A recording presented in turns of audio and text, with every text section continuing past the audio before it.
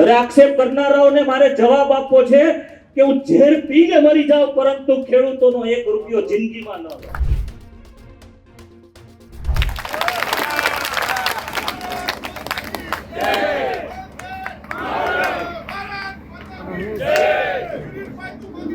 हम तुम्हारे साथ हैं, हम तुम्हारे साथ हैं, हम तुम्हारे साथ हैं, हम तुम्हारे साथ हैं. આવા છેતરપિંડી કરનારા લોકો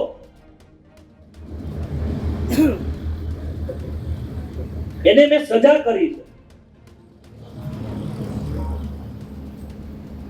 અને મારા ખેડૂત ભાઈઓના ખોટી સહી કરી ખોટા ધિરાણો ઉપાડી અને જે કોઈ પ્રવૃત્તિ કરતા હતા હું એમ ચોક્કસ કહી શકું કે આ સેવા સહકારી મંડળીમાં પ્રમુખ છે એ બધા નિર્દોષ હોય છે, પરંતુ કાયદાની દ્રષ્ટિએ બધા કમિટી પણ આવતી હોય છે. પ્રમુખો અને કમિટીએ કોઈ ખોટું નથી કર્યું એવું જાહેરમાં કહી શકું, પરંતુ કાયદાની ગોઠવણમાં પ્રમુખની જવાબદારી પહેલી આવતી. વિસાવદરની અંદર જંગે એલાન એ શરૂ થઈ ચૂક્યું છે. આમ આદમી પાર્ટી અને ભાજપ એ બંને એકબીજાની સામે આક્ષેપ કરી રહ્યા છે અને આક્ષેપની વચ્ચે ગોપાલ ઇટાલિયાએ થોડા દિવસ પહેલા કિરીટ પટેલની સામે ગંભીર આક્ષેપ લગાવ્યા હતા કે જુનાગઢ સહકારી બેંકની અંદર કિરીટ પટેલ એક કરોડો રૂપિયાનું કૌભાંડ કર્યું છે. જો કે ભેસાણ તાલુકાના ભારતીય જનતા પાર્ટીના કાર્યાલયના ઓપનિંગ દરમિયાન કિરીટ પટેલે રડતા રડતા કહ્યું કે હું ઝેર પીને મરી જઈશ પરંતુ આ ખેડૂતોનું કોઈ દિવસ ખોટું નહીં કરું. શું એ પરિસ્થિતિ સર્જાઈ હતી અને કિરીટ પટેલે શું કંઈ કહ્યું હતું, વાત તેને લઈને કરવી છે. નમસ્કાર, આપ જોઈ રહ્યા છો ન્યૂઝ રૂમ ને આપની સાથે હું છું પ્રદીપ.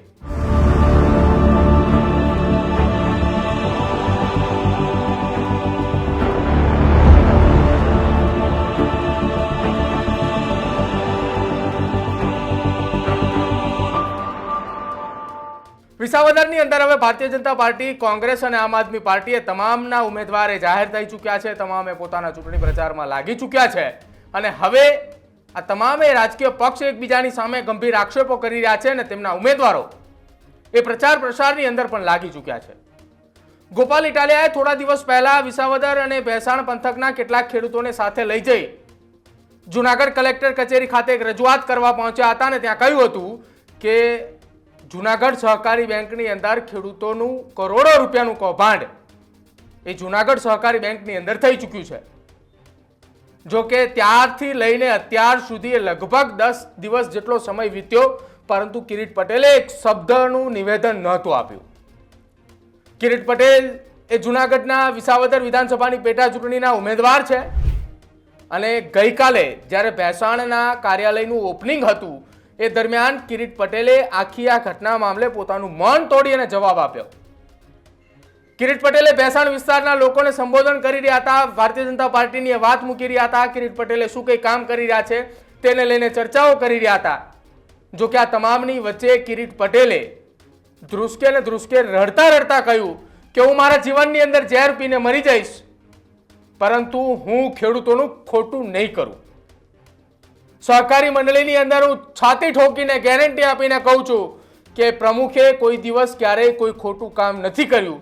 આ શબ્દો એ કિરીટ પટેલના હતા. શું કહ્યું કિરીટ પટેલે? વિસાવદર વિધાનસભાની પેટા ચૂંટણીના ઉમેદવાર ભારતીય જનતા પાર્ટીના અને સાથે જ જુનાગઢ સહકારી બેંકના તેઓ એ ડિરેક્ટર, તેઓ પ્રમુખ પણ રહી ચૂક્યા છે. શું કહ્યું તેમણે એ સાંભળો પહેલા.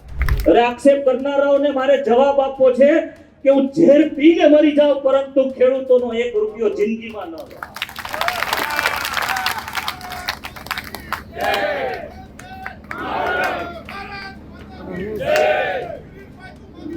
हम तुम्हारे साथ हैं, हम तुम्हारे साथ हैं.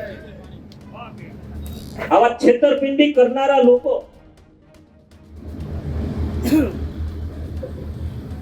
એને મેં સજા કરી છે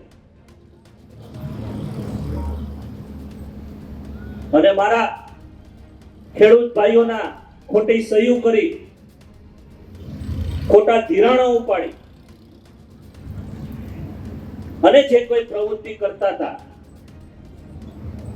હું એમ ચોક્કસ કહી શકું કે આ સેવા સહકારી મંડળીમાં પ્રમુખ છે એ બધા નિર્દોષ હોય છે, પરંતુ કાયદાની દ્રષ્ટિએ બધા કમિટી પણ આવતી હોય છે.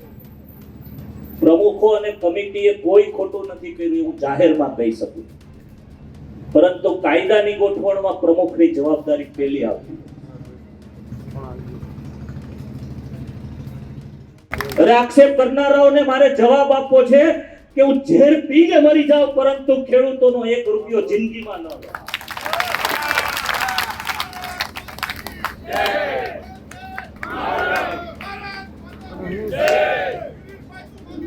हम तुम्हारे साथ हैं, हम तुम्हारे साथ हैं. આવા છેતરપિંડી કરનારા લોકો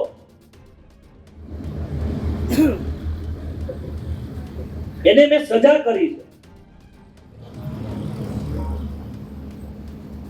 અને મારા ખેડૂત ભાઈઓના ખોટી સહી કરી, ખોટા ધિરાણો ઉપાડી અને જે કોઈ પ્રવૃત્તિ કરતા હતા, હું એમ ચોક્કસ કહી શકું કે આ સેવા સહકારી મંડળીમાં પ્રમુખ છે એ બધા નિર્દોષ હોય છે, પરંતુ કાયદાની દ્રષ્ટિએ બધા કમિટી પણ આવતી હોય છે. પ્રમુખો અને કમિટીએ કોઈ ખોટું નથી કર્યું હું જાહેરમાં કહી શકું, પરંતુ કાયદાની ગોઠવણમાં પ્રમુખની જવાબદારી પહેલી આવતી. તો રડતી આંખે કિરીટ પટેલે કહ્યું કે ઝેર પીવું મને મંજૂર છે, પરંતુ ખેડૂતોનું ખોટું કોઈ દિવસ નહીં કરું. જે ગોપાલ ઇટાલિયાએ કિરીટ પટેલની સામે ગંભીર આક્ષેપ લગાવ્યા હતા કે જૂનાગઢ સહકારી બેંકની અંદર કરોડો રૂપિયાનું કૌભાંડ એ થઈ ચૂક્યું છે, અને 10 દિવસ બાદ કિરીટ પટેલે મૌન તોડીને જવાબ આપ્યો છે. જ્યારે કિરીટ પટેલે આ વાતનો જવાબ આપ્યો ત્યારે ત્યાં ઉપસ્થિત તમામ કાર્યકર્તાઓએ જોર જોરથી બૂમો લગાવવા માંડ્યા અને બોલવા માંડ્યા કે કિરીટ પટેલ तुम आगे बढ़ो, हम तुम्हारे साथ है. જે ગોપાલ ઇટાલિયાનો 1.5 મહિના પહેલા જે જુવાળ જોવા મળતો હતો વિસાવદરની અંદર, ગામે ગામ વિસાવદરમાં ગોપાલ ઇટાલિયાના સમર્થનની અંદર એ સભાઓ થઈ રહી હતી, મીટિંગો થઈ રહી હતી, અને બીજી તરફ કિરીટ પટેલનું નામ જાહેર થતાની સાથે જ હવે વિસાવદર અને ભેસાણની અંદર કિરીટ પટેલનો એક તરફ જુવાળ જોવા મળતો હોય તેવું લાગી રહ્યું છે. કિરીટ પટેલે 10 વર્ષ સુધી જૂનાગઢ જિલ્લા ભાજપના પ્રમુખ તરીકે રહી ચૂક્યા છે, અને ક્યાંક એ 10 વર્ષની પ્રમુખની કારકિર્દીને લઈને વિસાવદર અને ભેસાણ વિસ્તારની અંદર લોકોના નામ જોગ એ કિરીટ પટેલ ગામે ગામ લોકોને ઓળખતા હશે, ને કદાચ એટલા માટે જ ભેસાણ પંથકના ભારતીય જનતા પાર્ટીના કાર્યાલયના ઓપનિંગ દરમિયાન મોટી સંખ્યામાં કાર્યકર્તાઓ અને ભેસાણના લોકો જોડાયા હતા.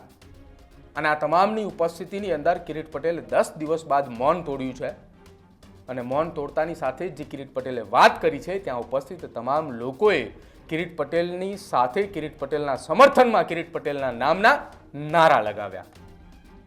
તમારું શું માનવું છે કિરીટ પટેલના આ ખુલાસાને લઈ? શું આ ખુલાસા થકી આવનારા સમયમાં કિરીટ પટેલને વિસાવદર અને ભેસાણ વિસ્તારના લોકોનું મોટા ભાગનું સમર્થન એક જ ઝાટકે મળી જશે? જે ગોપાલ ઇટાલિયાના સમર્થનની અંદર 1 થી 1.5 મહિના પહેલાના સમયગાળા દરમિયાન એક જુવાળ જોવા મળતો હતો, એ જુવાળ હવે કિરીટ પટેલ રોકી શકશે? જયેશ રાદડિયા, કિરીટ પટેલ અને સાથે જ ભારતીય જનતા પાર્ટીની આખી એ સેના ગોપાલ ઇટાલિયાની સામે લડવા માટે મેદાને છે. ત્યારે હવે જોવાનું રહેશે કિરીટ પટેલનો આ માસ્ટર સ્ટ્રોક એ આવનારા સમયમાં કઈ રીતે મજબૂતાઈ સાથે ગોપાલ ઇટાલિયાની સામે લડત આપી શકે છે. આપનો અભિપ્રાય અમારા કમેન્ટ સેક્શનમાં જરૂર જણાવજો. જોતા રહેજો ન્યૂઝરૂમ. નમસ્કાર.